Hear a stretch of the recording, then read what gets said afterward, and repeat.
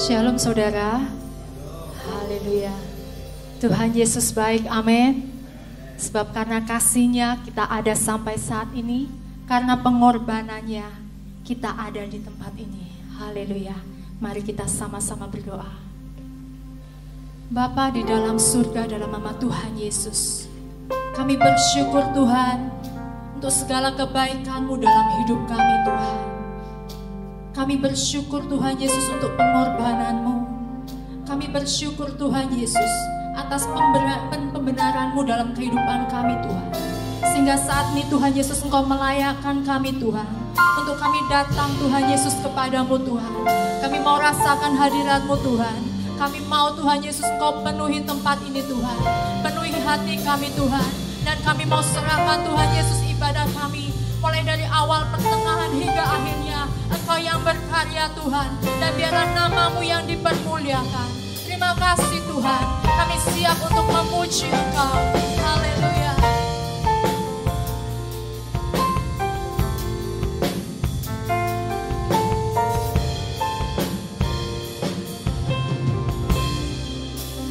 Begitu besar kasih-Mu Bapa, Kau berikan anak-Mu yang tunggal. Di saat aku percaya kasih menyelamatkanku, bukan sebagai hakim dunia, tapi penyelamat yang berkorban untuk diriku. Kau tebusku, kasih menyelamatkanku. Ingat kasih-Nya yang mengubah hidupku. Ingat kasih-Nya yang selalu ada. Kasih Yesus, kasih Yesus bagiku. Ingat pilu-Nya, ingat pilu-Nya yang sembuhkan lukaku. Ingat salib-Nya yang menebus aku. Kasih Yesus, kasih Yesus bagiku. Sebab hanya kasih-Mu Tuhan kami ada sampai saat ini Tuhan. Haleluya. Begitu besar kasih-Mu Bapa, Kau berikan anak-Mu yang tunggal. Di saat aku percaya kasih menyelamatkanku, bukan sebagai hakim dunia, tapi penyelamat yang berkorban untuk diriku. Kau tebusku, kasih menyelamatkan. Mari semuanya bangkit berdiri. Ingat kasih-Nya yang mengubah hidupku. Ingat kasih-Nya yang selalu ada. Kasih Yesus, kasih Yesus bagiku. Ingat pilu-Nya, ingat pilu-Nya yang sembuhkan lukaku. Ingat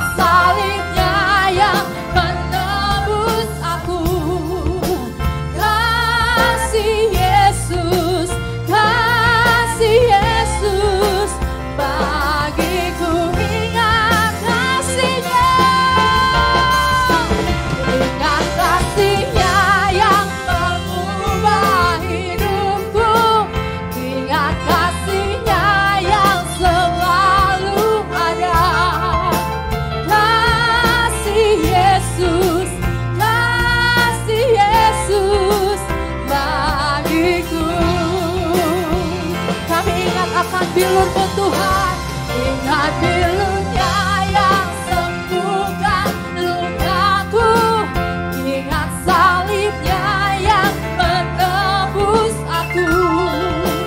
Kasih Yesus bagiku. Hanya kasih-Mu yang membebaskan kami Tuhan, kasih-Mu bebaskanku, lepaskan dari belenggu dosaku, darah-Mu sucikanku. Hanya Yesus, hanya Yesus, kasih-Mu bebaskanku, lepaskan kami Tuhan, lepaskan dari belenggu dosaku, darah-Mu sucikanku. Hanya Yesus, hanya Yesus. Ingat kasih-Nya yang mengubah, ingat kasih-Mu Tuhan, ingat kasih-Nya yang sampai kasih Yesus, kasih Yesus. Kami katakan bilur-Mu Tuhan, ingat bilur-Nya yang sembuhkan kami.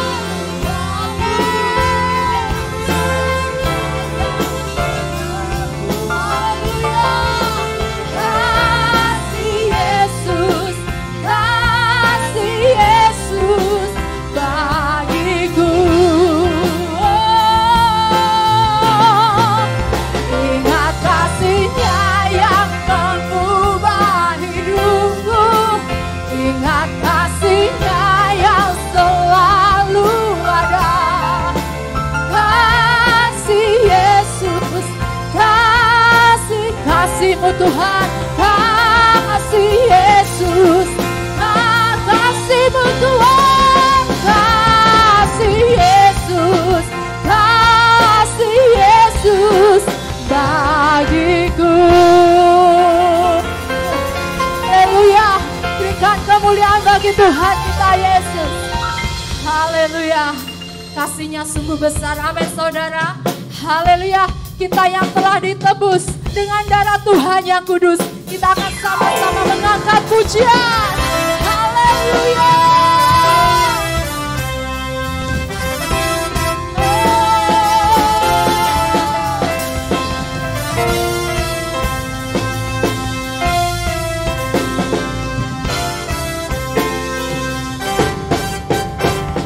Kami yang telah ditebus dengan darah yang kudus, mengangkat pujian bagi-Mu.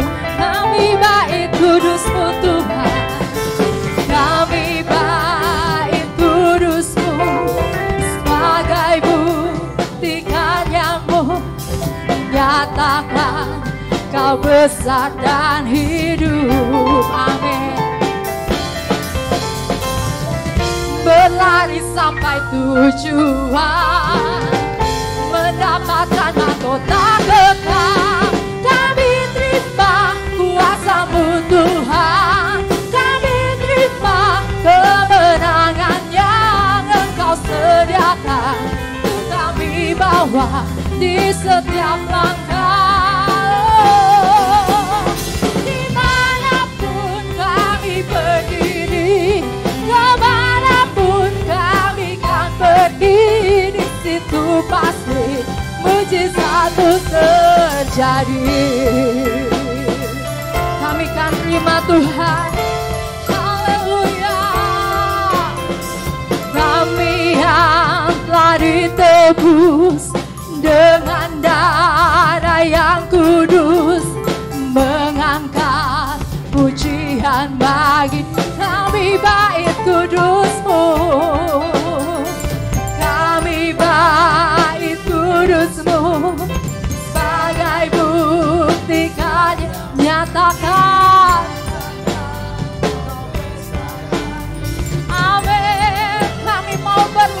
sampai tujuan, berlari sampai tujuan, semuanya mendapatkan mahkota kekal. Kami terima kuasa-Mu Tuhan, Engkau sediakan untuk kami bawa di setiap langkah. Dimanapun kami berdiri, kemanapun kami kan pergi, di situ pasti mujizat-Mu terjadi. Kami terima kuasa-Mu Tuhan, kami terima kuasa-Mu Tuhan, kami terima. Sediakan untuk kami bawa Tuhan di setiap langkah kami. Oh, dimanapun kami pergi, di situ pasti mujizat-Mu terjadi. Dengan iman semua terima.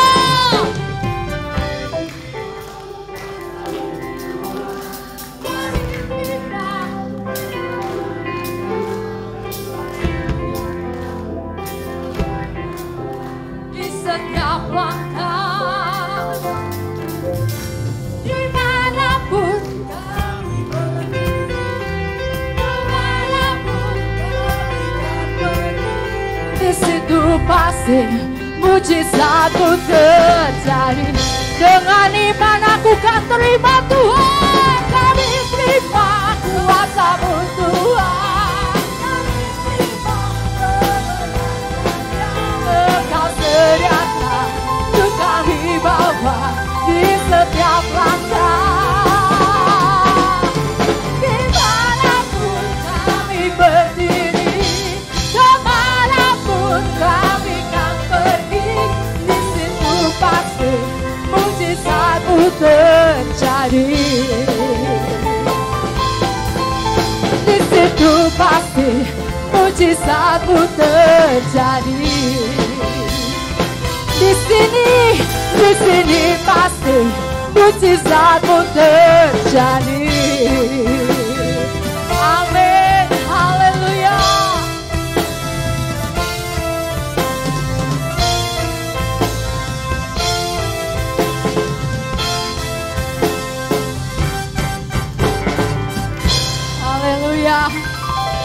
Yang percaya bahwa kehidupan kita semua penuh dengan mujizat, coba angkat tangannya. Amin. Kami percaya Tuhan, hidup kami penuh dengan mujizat, sebab Engkau ada bersama-sama dengan kami. Penyertaan-Mu sempurna Tuhan. Kami terima mujizat demi mujizat terjadi. Haleluya.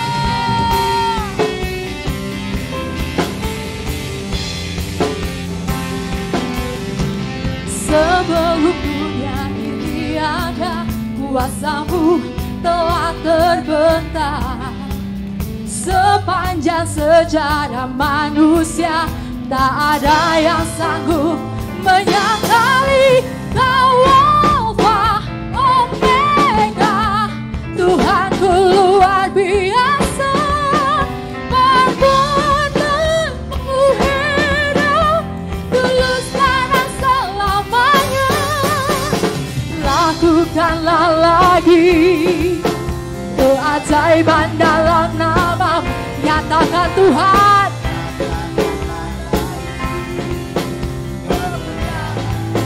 Atas hidupku, hidupku penuh mujizat.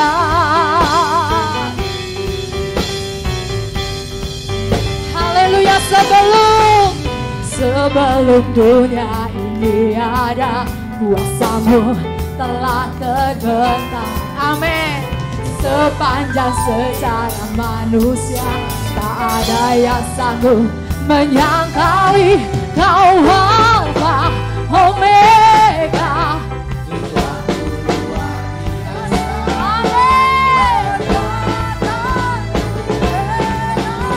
Dulu, sekarang, selamanya. Lakukanlah lagi. Nyatakan.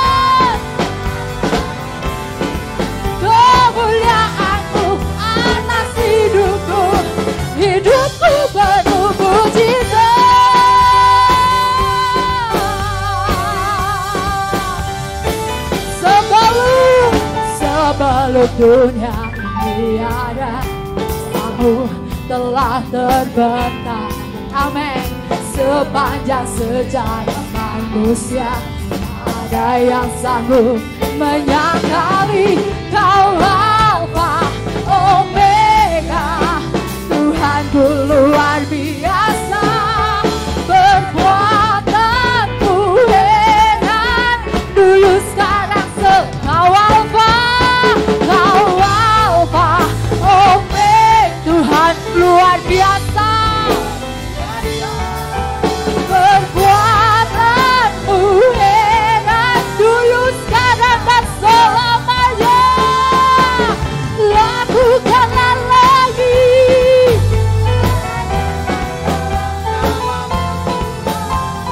nyatakanlah lagi kemuliaan-Mu atas hidup.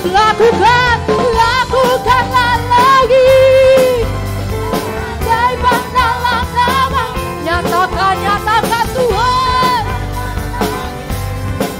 kemuliaan-Mu atas hidupku. Hidupku penuh mujizat. Haleluya.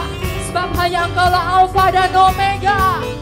Kau Alfa Omega. Nyatakan semuanya.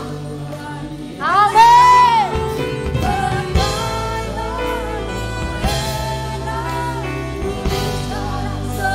Kau Alfa dan Omega Tuhan. Omega, Tuhanku luar biasa, perbuatanmu heran. Luluslah sama-sama nyatakan di Alfa. Kau Alfa Omega, perbuatanmu heran, dulu sekarang selamanya.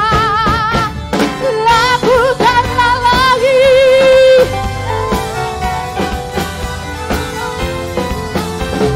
nyatakanlah lagi kemuliaan-Mu atas hidupku. Lakukanlah lagi, amin. Nyatakanlah lagi kemuliaan-Mu atas hidupku. Hidupku penuh mujizat.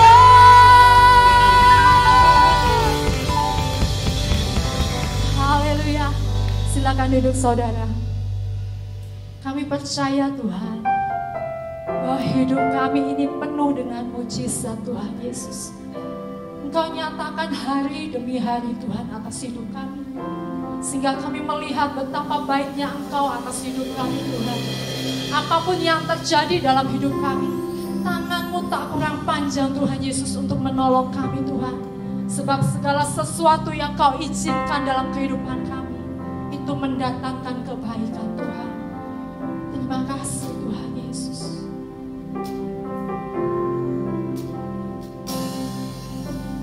Tangan Tuhan tak kurang panjang untuk selalu menolong hidupku. Telinganya tak kurang tajam untuk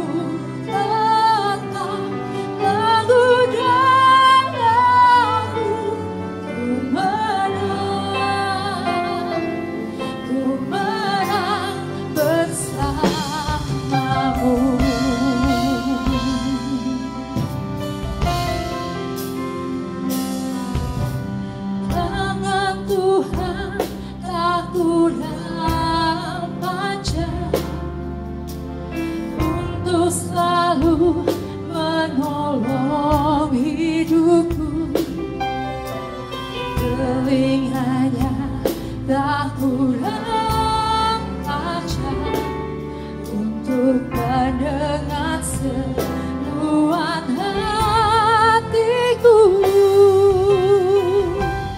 Ada mujizat dalam bersyukur. Engkau tempat perlindunganku, Tuhan. Imanku tetap teguh dalam-Mu. Ku menang bersama-Mu.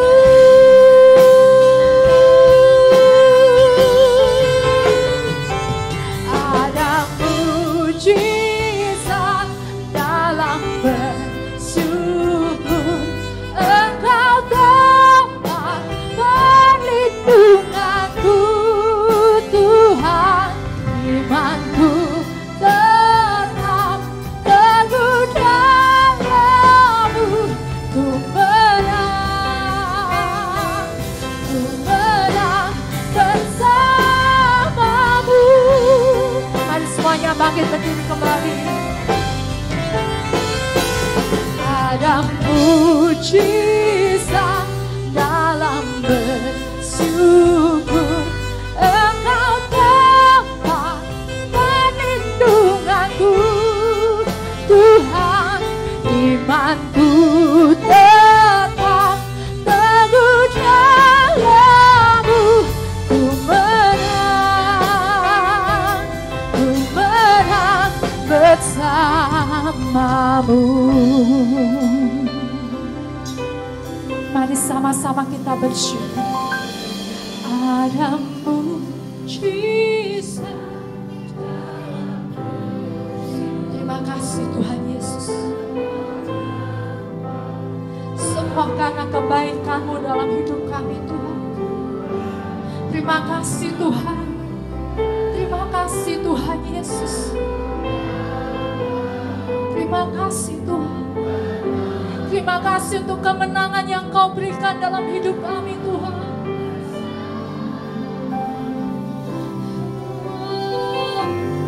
Ada mujizat dalam kami bersyukur Tuhan. Hati kami limpah dengan syukur Tuhan. Terima kasih Tuhan Yesus. Imanku tetap teguh dalam-Mu. Ku menang. Ada mujizat dalam bersyukur. Engkau tempat perlindunganku. Imanku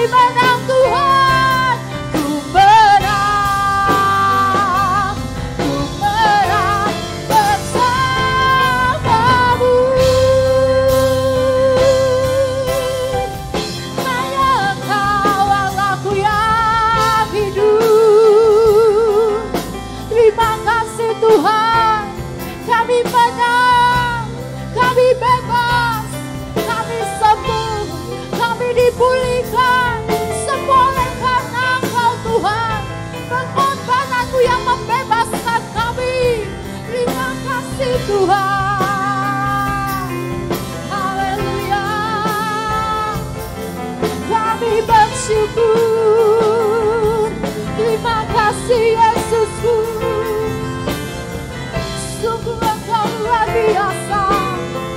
Kasih setiamu lebih dari hidup. Anugerahmu nyata dalam hidupku Tuhan. Terima kasih Yesusku.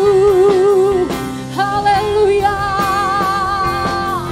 Dinamaya nama syane dinamaya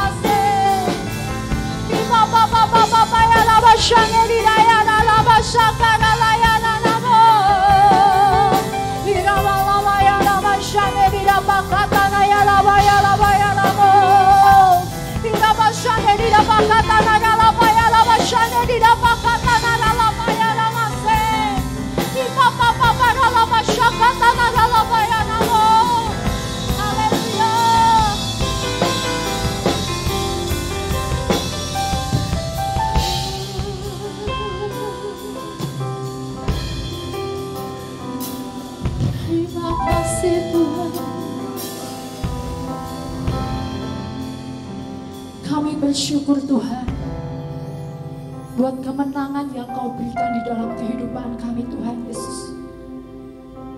Kami mau tetap setia di dalam Engkau Tuhan. Terus berikan kami kekuatan yang baru Tuhan.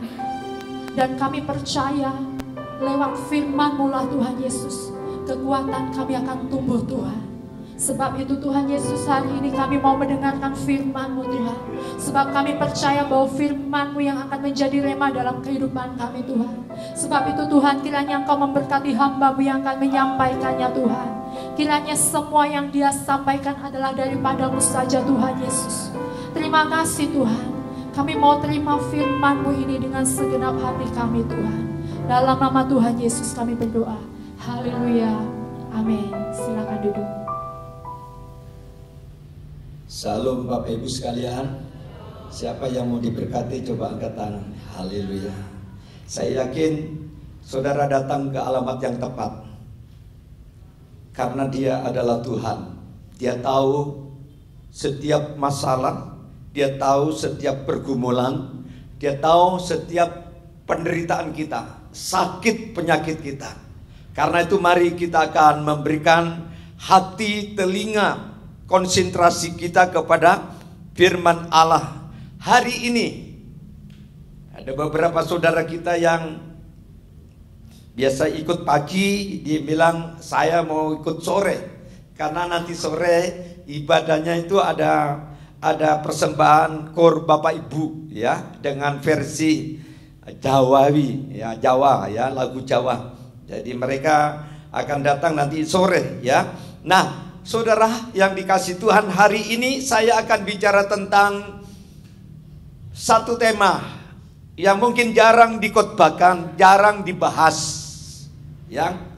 Bahkan juga mungkin anak Tuhan yang sudah sekian lama jadi orang Kristen, mungkin kita jarang ya mendengar khotbah ini, nama ini, tokoh ini ya. Kalau kita bicara tentang tokoh di dalam perjanjian lama, ada banyak tokoh-tokoh yang dicatat baik perjanjian lama maupun perjanjian baru. Ya, ada banyak tokoh-tokoh yang harus kita pelajari dalam hidupnya, dalam imannya, dalam kesetiaannya, di dalam ibadahnya. Walaupun tokoh-tokoh ini bukan manusia yang sempurna, di satu sisi mereka adalah orang-orang yang sama seperti saya dan saudara. Katakanlah seperti Ilya, ya, Abraham, Daud, Yosua, Daniel, Sadrak, Misak, Yakobus, Yusuf, dan masih banyak tokoh-tokoh yang ditulis oleh Alkitab. Ya, nah ada satu tokoh yang mungkin kita sering lupakan di dalam perjanjian lama. Kalau kita belajar dari tokoh ini mungkin rasanya tidak bisa dimasukkan ke dalam tokoh besar ya, karena namanya ini adalah jarang disebutkan. Alkitab hanya menulis 3 kali di dalam Alkitab, baik di dalam kitab Kejadian, kitab Mazmur 110 ayat 4, bahkan di dalam kitab Ibrani. Nama inilah disebut-sebut melalui firman Allah ini. Oleh sebab itu mari kita akan lihat satu tokoh yang bernama Melkisedek yang misterius ya. Bisa dikeluarkan mana anunya? Melkisedek yang misterius Ya, misterius itu ada sesuatu yang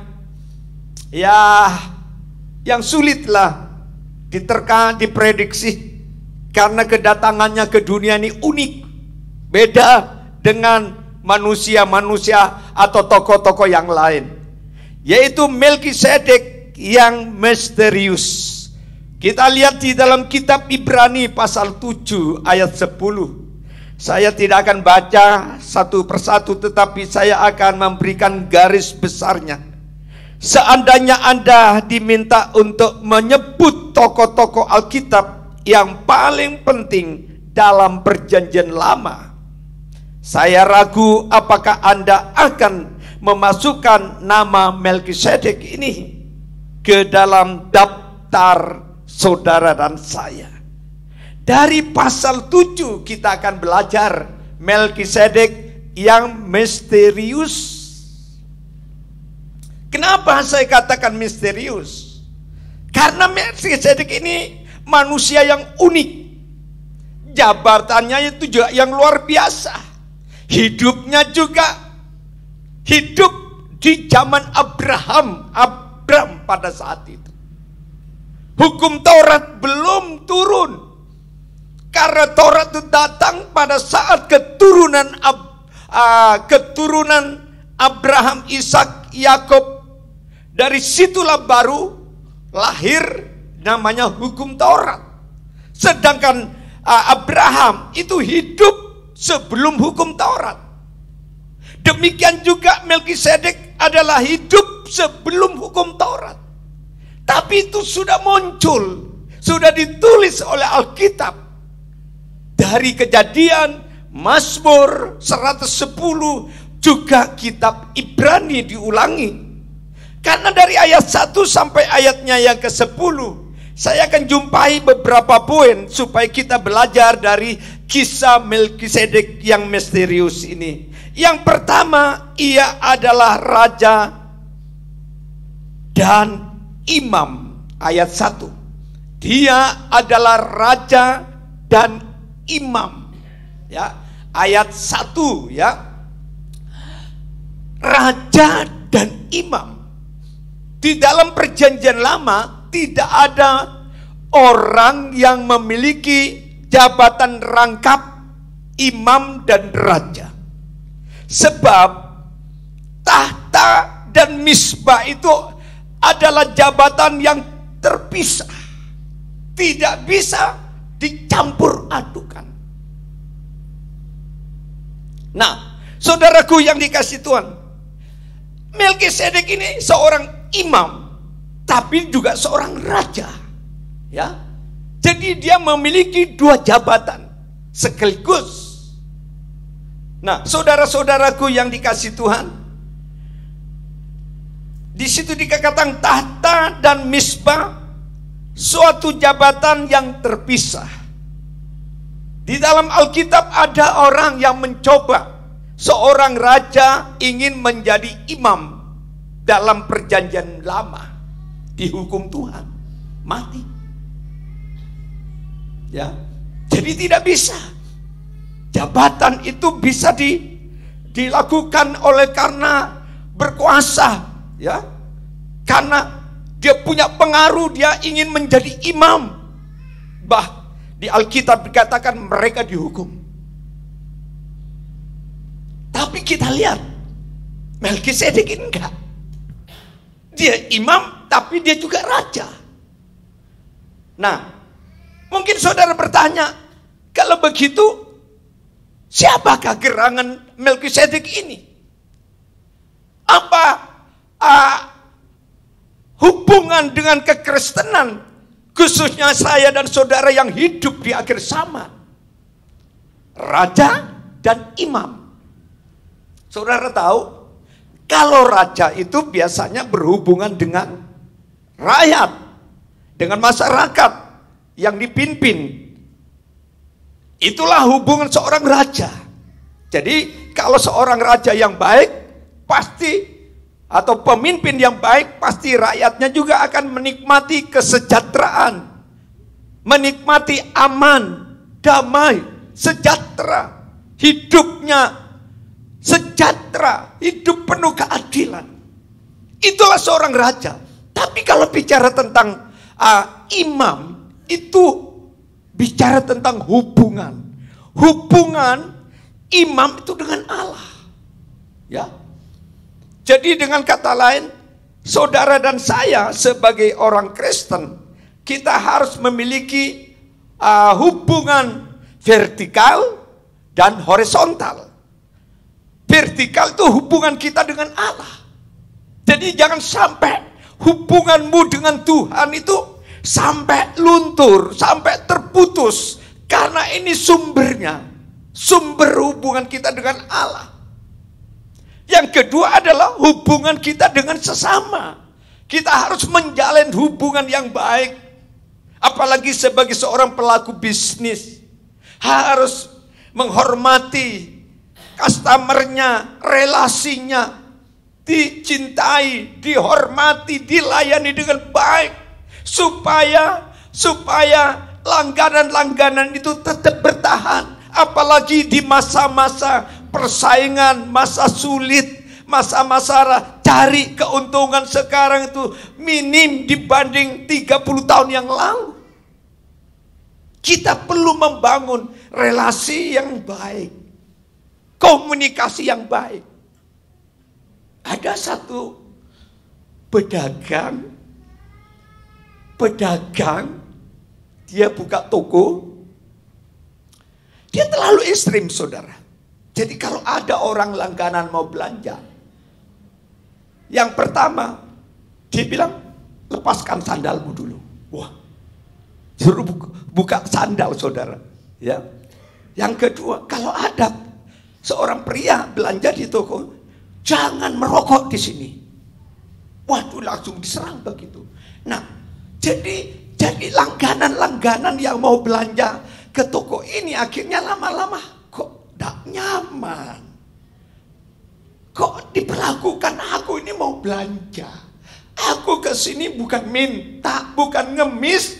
Aku ini mau belanja. Lama-lama toko ini sepi, saudara. Sepi. Kenapa? Karena pelayanannya kurang baik.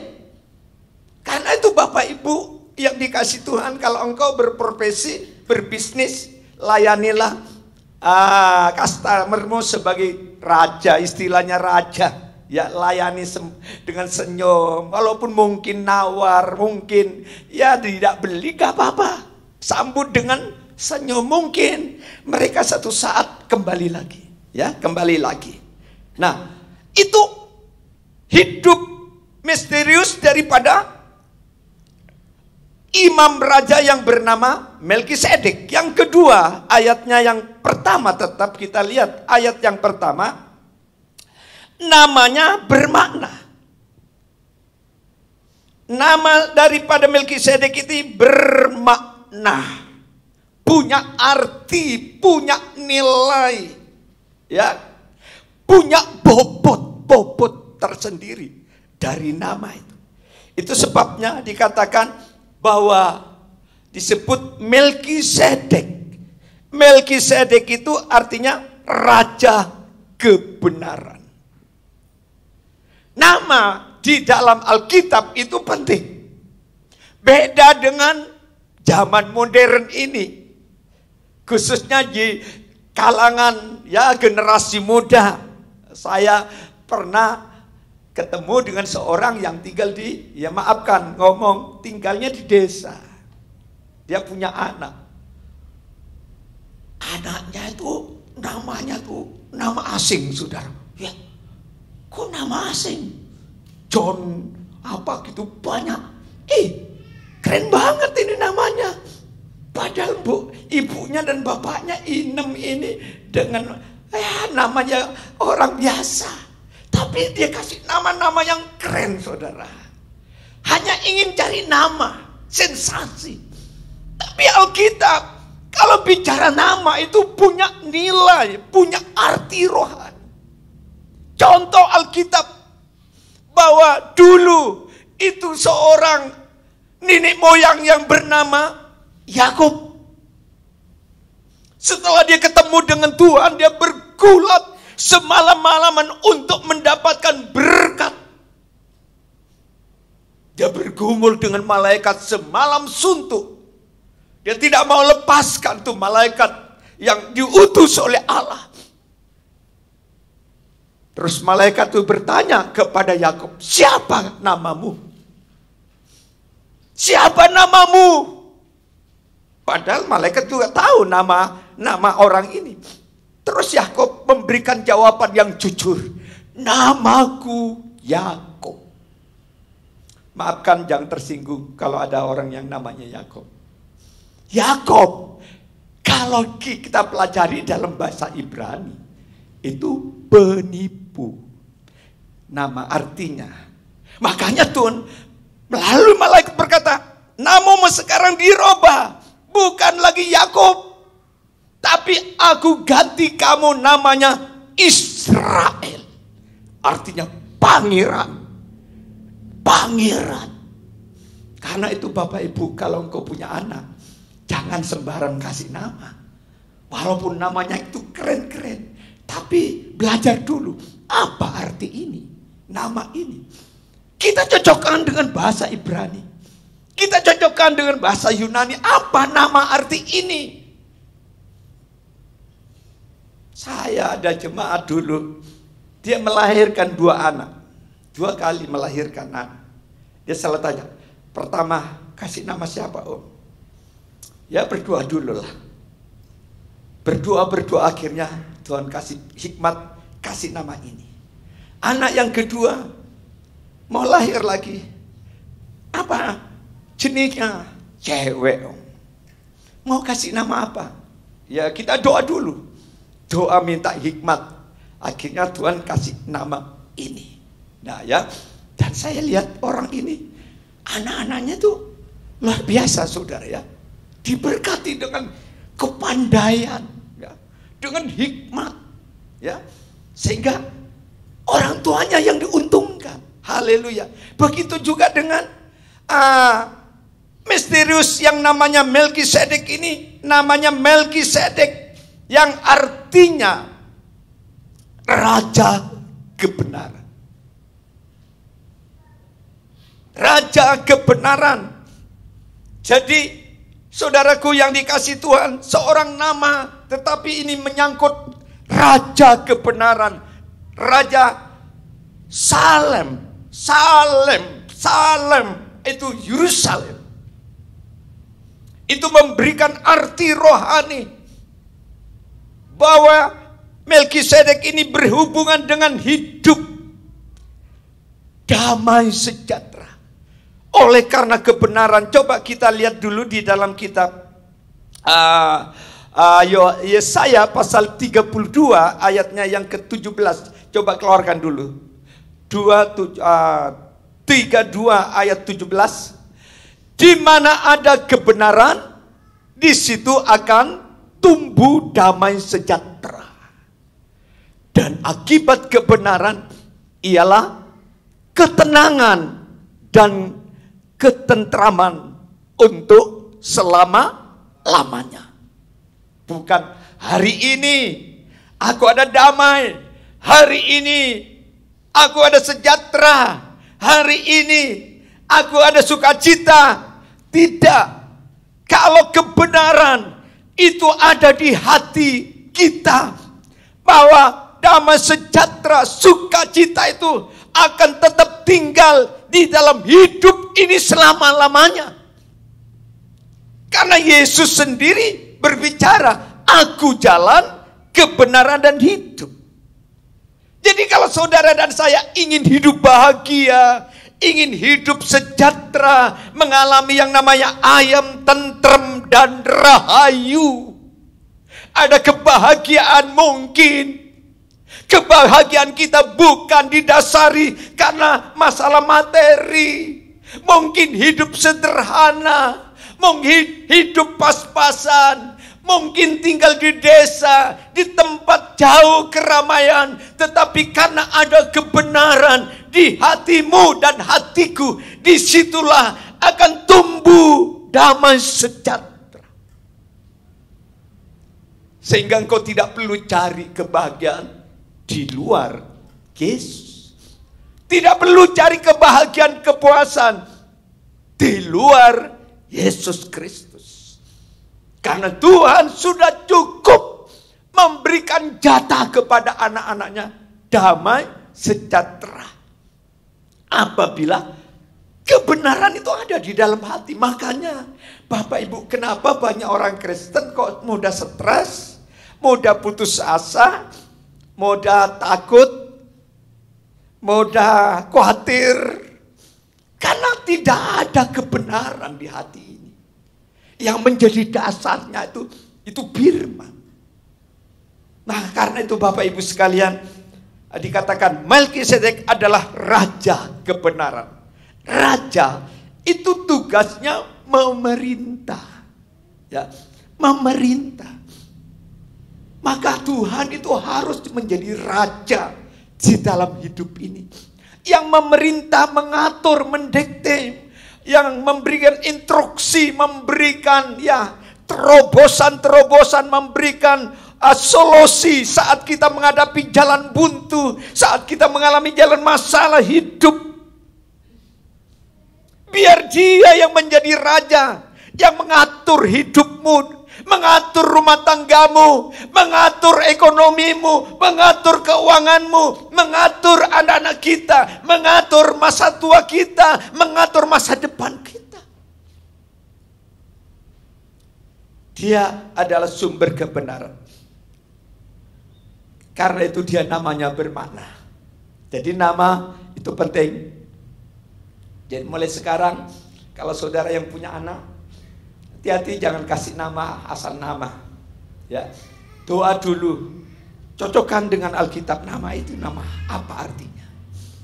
Karena Alkitab banyak mengubah nama seseorang. Katakanlah misalnya di dalam perjanjian baru, Kepas atau Simon. Kepas atau Simon itu seperti alang-alang, bunga alang-alang. Saat alang-alang itu ditiup angin, maka alang-alang itu berubah-ubah. Makanya pada waktu dia ketemu Tuhan, namamu bukan Simon, bukan yang namanya apa lagi tadi? Namamu siapa? Namamu Kepas. Mulai sekarang namamu kuganti menjadi Petrus. Petrus itu bicara tentang batu karang yang kokoh. Jadi walaupun ada badai, ada angin, ada hujan, ada banjir, ada bencana-bencana alam, maka batu karang itu tetap bertahan, saudara. Itulah gambaran hidup. Kalau hidup ini bagaikan batu karang, saudara akan menjadi orang Kristen yang kuat, Kristen yang dinamis, Kristen yang tidak mudah rapuh, Kristen yang tidak mudah putus asa. Walaupun ada tantangan, kau harus tetap bertahan, kau tetap setia. Seperti Petrus, batu karang. Makanya Tuhan bilang, di atas batu karang inilah aku akan bangun gerejaku, jemaat. Pintu alam maut tidak akan merobohkan. Jadi Bapak Ibu yang dikasih Tuhan, kita harus jaga, ya, jaga. Tidak usah yang keren-keren lah, nama yang biasa-biasa aja, ya. Ya, kita sesuaikan dengan apa ya, dengan ya latar belakang kita gitu.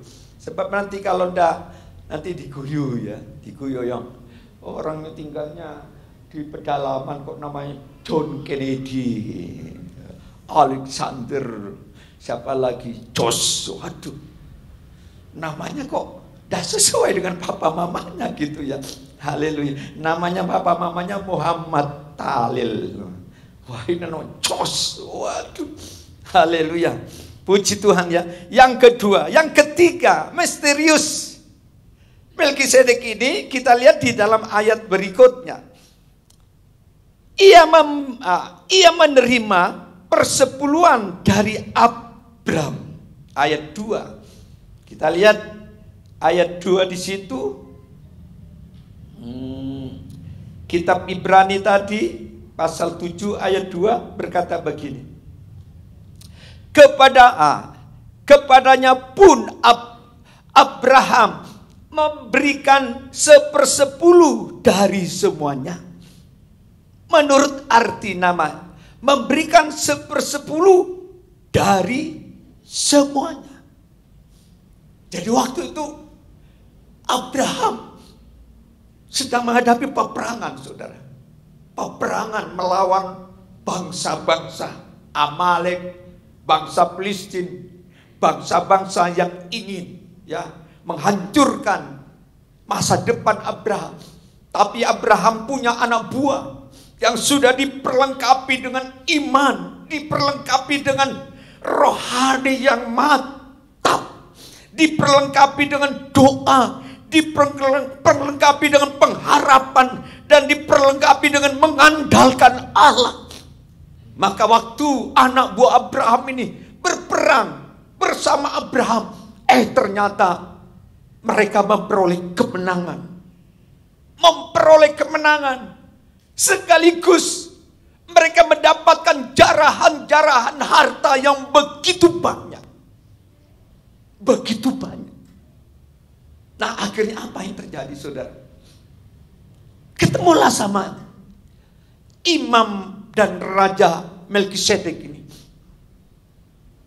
Mereka ketemu, mungkin mengucapkan syukur, mengucapkan terima kasih atas dukungan doa. Melkisedek menyediakan 2 makanan. Yang pertama, Melkisedek ini ngasih roti kepada Abraham. Yang kedua, dia kasih minum yang namanya anggur. 2 makanan ini disajikan, diberikan kepada Abraham. Nah, setelah mereka makan, mereka minum, mereka mengerti bahwa kemenangan itu bukan karena mereka. Keberhasilannya bukan karena mereka. Tapi kemenangan dan keberhasilannya itu karena ada keterlibatan Allah, ada campur tangan Tuhan. Karena mereka mengandalkan Allah. Makanya saudara, hidup ini tidak boleh mengandalkan apa yang kita punya. Kemarin pagi setelah saya doa, saya ditelepon, saudara, oleh seseorang. Cukup lama telepon sama saya dari luar kota. 1,5 jam telepon sama saya, sampai telinga saya panas ya. Saya mau tuh stop gitu, gimana? Tamu dia terus ngomong cerita dari zaman kecilnya sampai di cerita. Dia bilang begini, bantu doa. Saya punya saudara, ada kasus keuangan beberapa M gitu, dan kasusnya naik ke Polda.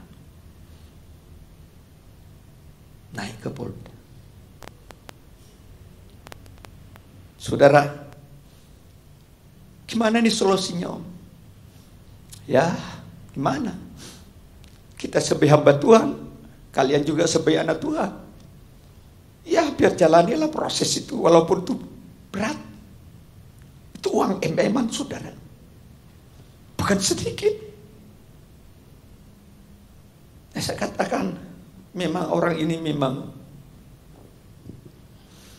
banyak ngomong, tapi buktinya itu tidak ada.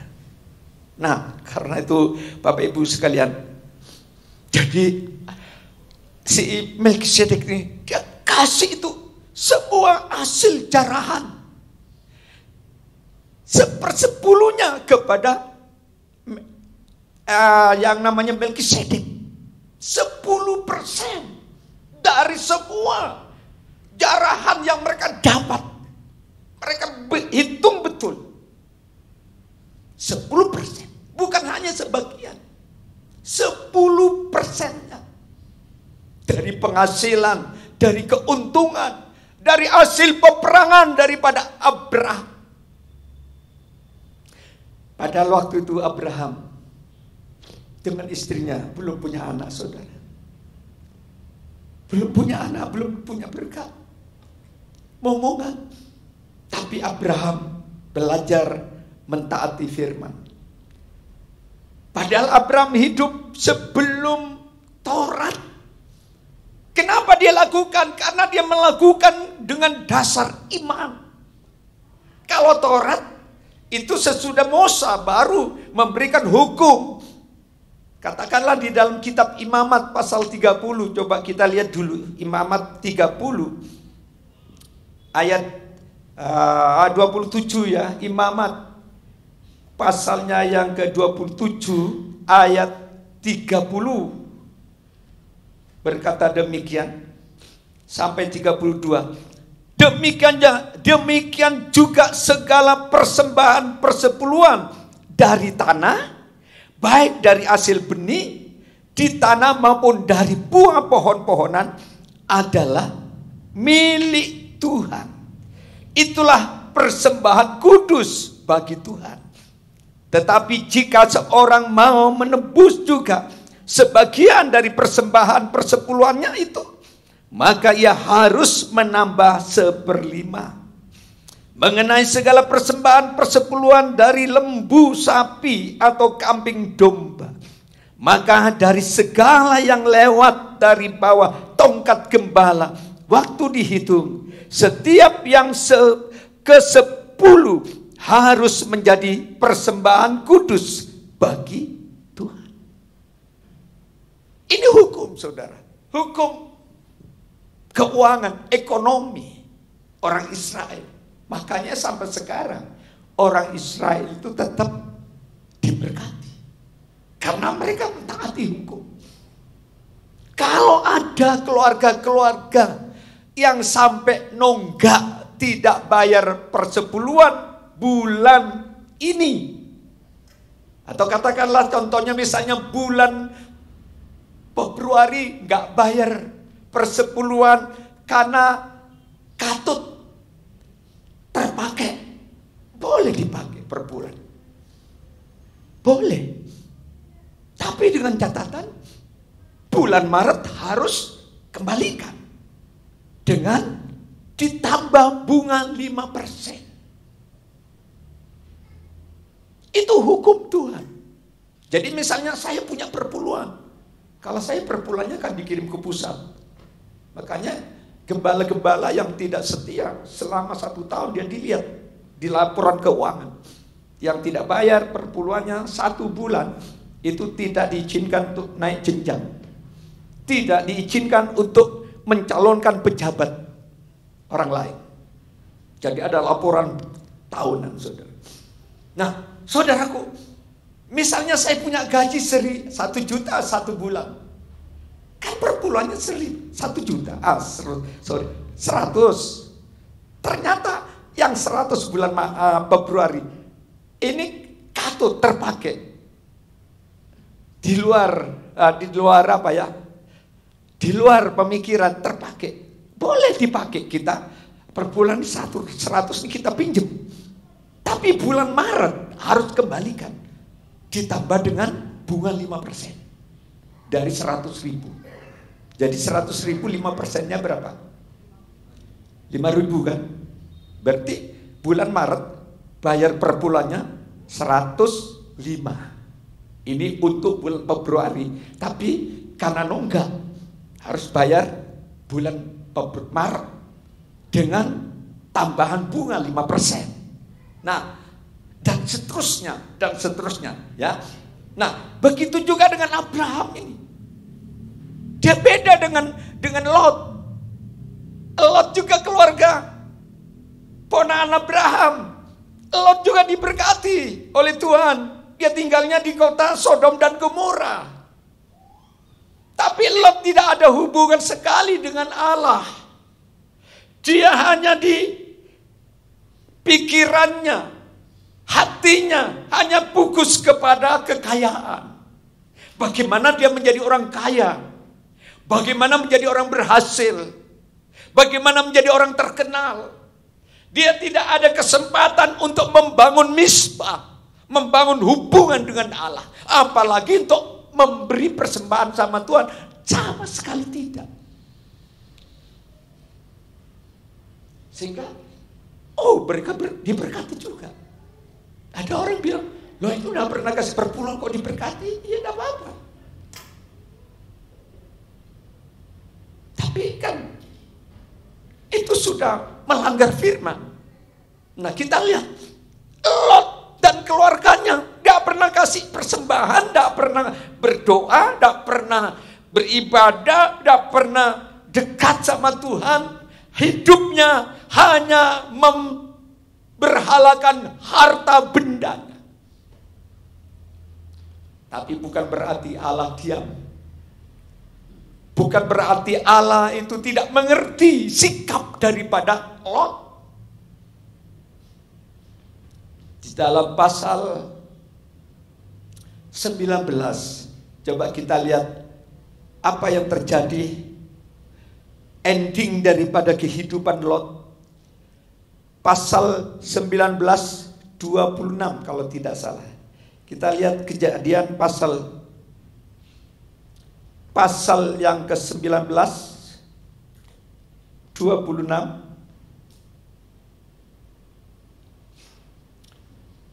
Tetapi istri Lot yang berjalan mengikutnya menoleh ke belakang, lalu menjadi tiang garam. Jadi saudara baca ayat 1 pasal 19. Akhirnya Allah hukum kota Sodom Gomora. Padahal Tuhan sudah utus malaikat. Dua malaikat itu sudah diutus oleh Allah kepada rumah Lot ini dan keluarganya. Ayo keluar. Tidak lama lagi kota ini akan dibakar dengan api belerang. Ayo cepat keluar ke tempat yang sudah disiapkan. Dasar Lot, istrinya itu wanita yang hanya untuk uang. Dia tidak percaya kepada firman. Apa yang terjadi? Lot, istrinya jadi tiang garam, dikutuk oleh Allah. Lot dan kedua anaknya hancur. Jadi kalau saudara mendengar di dunia ada seorang ayah menghamili putri kandungnya, di Alkitab itu sudah ada. Namanya Lot menghamili kedua putri kandungnya, sehingga melahirkan anak-anak yang tidak berkenan, yang melahirkan dua suku bangsa. Yang pertama bangsa Amon, yang kedua bangsa Moab. Makanya hati-hati ya Bapak Ibu sekalian ya, jangan sampai hidup ini seperti Lot dan keluarganya. Ujung-ujungnya habis. Jadi mereka kerja mungkin 30-40 tahun, dia bekerja keras, banting tulang untuk meraih sebanyak-banyaknya. Tapi mereka akhirnya hanya beberapa jam, seluruh hartanya habis dibakar Allah. Bahkan istrinya sendiri akan dikutuk oleh Tuhan menjadi tiang garam. Sampai sekarang ada itu. Kalau saudara pergi ke Israel, di sebelah Laut Mati itu ada sebuah patung. Wajahnya seperti wanita. Menurut tradisi, menurut mitos, para gae-gae tower leader itu, dia bilang, ini loh istri lo jadi tiang garam, jadi patung. Puji Tuhan, ya, puji Tuhan, haleluya. Nah, saudara, itulah kemisteriusan daripada si Melkisedek. Yang keempat, terakhir, sejarah keluarganya lain daripada yang lain. Melkisedek ini bukan Tuhan, bukan perwujudan Yesus, tidak. Melkisedek itu manusia 100%. Dia seorang raja 100%, dia seorang nabi 100%, dia seorang manusia 100%. Tetapi yang menjadi misterius karena Melkisedek ini tidak punya ayah dan tidak punya ibu.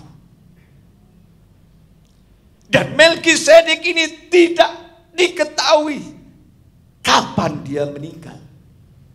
Secara Alkitab tidak mencatat. Misterius. Kalau kita semua kan punya ayah, punya ibu kan, punya bapak, punya mama. Tapi si Melkisedek enggak punya mama, enggak punya bapak, tapi kok hadir. Itulah kalau berbicara tentang kedaulatan Allah. Allah bisa melakukan apa saja yang tidak mungkin menjadi mungkin.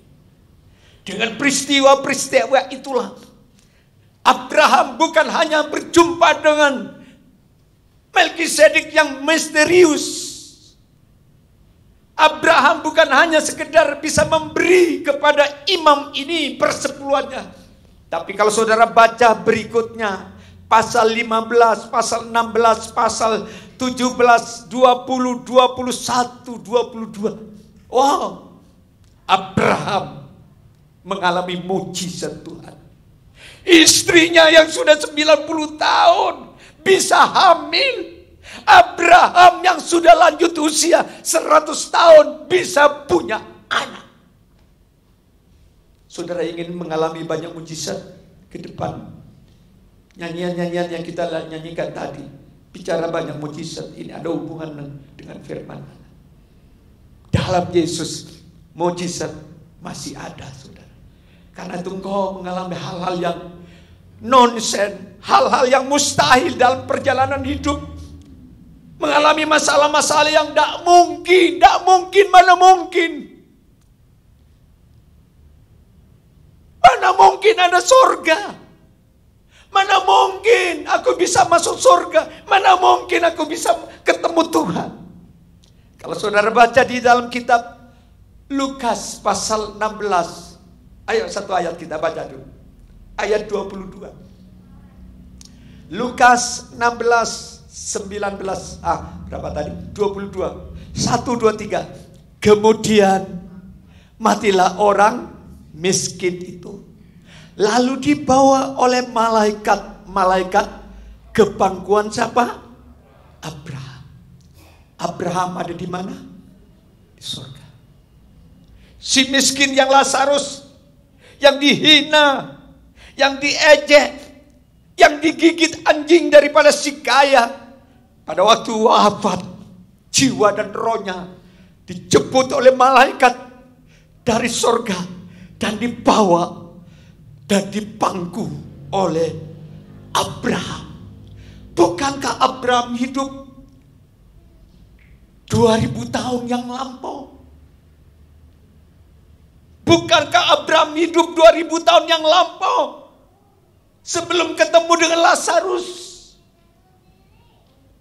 Kalau demikian, orang saleh, orang beriman, tempat tinggal kita adalah abadi. Abraham sudah berusia 2000 tahun di surga. Ketemu Lazarus yang mungkin umurnya baru berapa puluh tahun. Tapi di sana bisa kumpul bersama-sama dengan orang saleh yang namanya Abraham. Mana Lot? Mana istri Lot? Alkitab tidak pernah menyebut Lot dan istrinya. Karena Lot dan istrinya tidak pernah beriman sama Tuhan. Dia beriman kepada kekayaannya. Dia beriman kepada materinya. Dia beriman kepada hartanya. Namanya tidak tertulis di buku kehidupan. Saya berdoa, mungkin kau hidup sederhana, hidup pas-pasan. Saya berdoa supaya namamu terdaftar dalam kerajaan surga. Amin. Engkau akan menempati tempat yang abadi dan kekal. Bukan lagi kita bicara tentang, oh haleluya, Melkisedek dan misterius. Tapi satu saat kita akan ketemu dengan dia. Haleluya. Saya tidak tahu apakah dia langsung dipindah oleh Allah Melkisedek ke surga hidup itu? Sama dengan Elia. Elia juga tanpa mati, dia juga diangkat ke Allah, ke surga hidup-hidup tanpa melalui proses kematian. Haleluya, puji Tuhan. Bapak Ibu sekalian, mari hiduplah beriman sama Yesus. Lakukanlah apa yang menjadi bagianmu, apa yang menjadi bagian Tuhan. Tuhan akan janjikan mujizat di hari-hari ke depan. Amin. Haleluya. Kita nyanyi satu lagu. Abraham setelah dia makan roti dan anggur, dia dapat berkat Tuhan. Saudara, sebentar lagi kita akan makan roti perjamuan suci, minum anggur darah Yesus ini. Inilah yang akan menciptakan mujizat-mujizat selama kita di dunia ini. Haleluya. Kita angkat satu lagu pujian.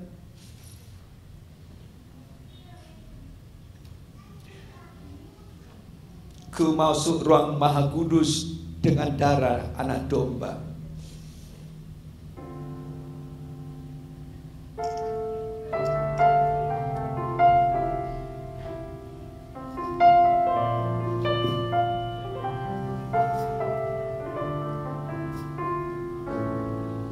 Ku masuk ruang Maha Kudus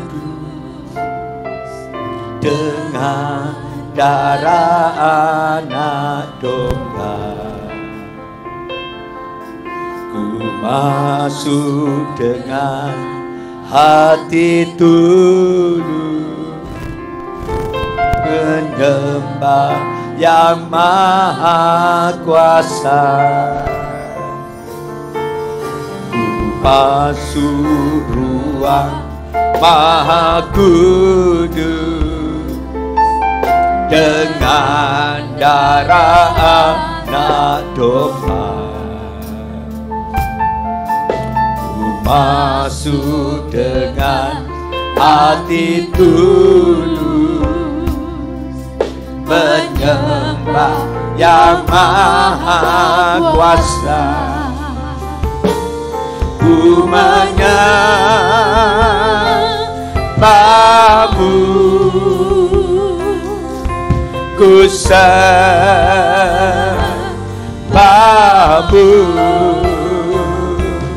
ku menyembahmu,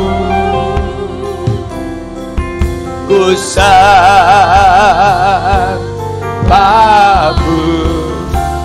sebab namamu kudus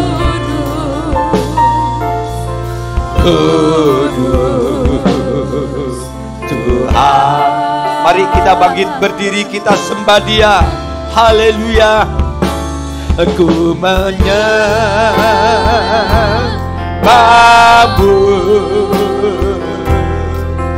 ku sembahmu,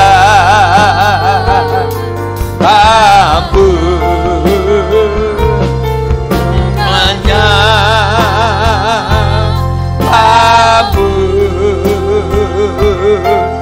ku sembahmu,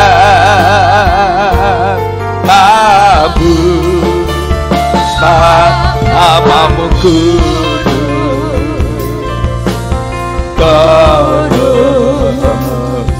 Tuhan, sebab namamu kudus, namamu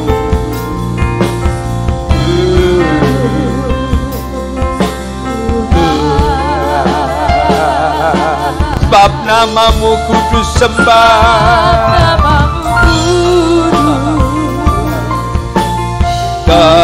kudus Tuhan.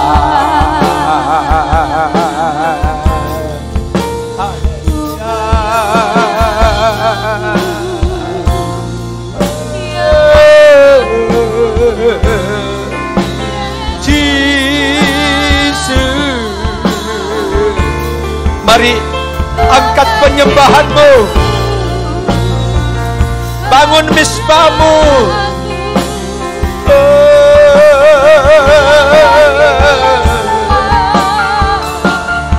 Oh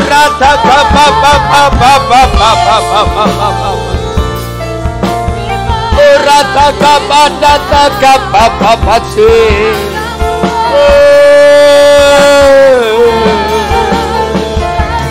Cigarata kapapapapapapa. Oh ya rata kapapapapapa. Haleluya.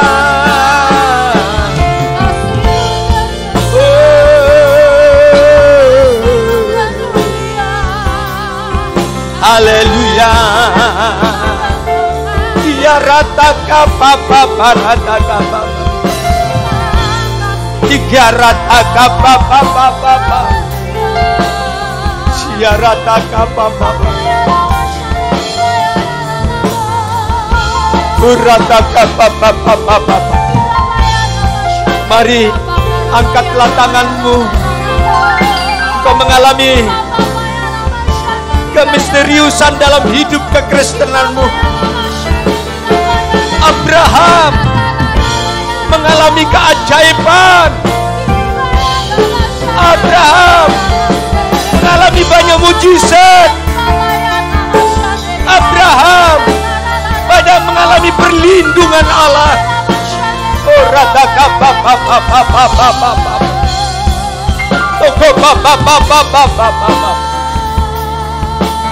Haleluya. Terima kasih ya Tuhan.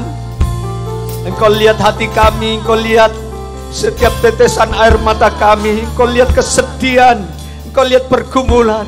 Kepada siapa kami mengadu?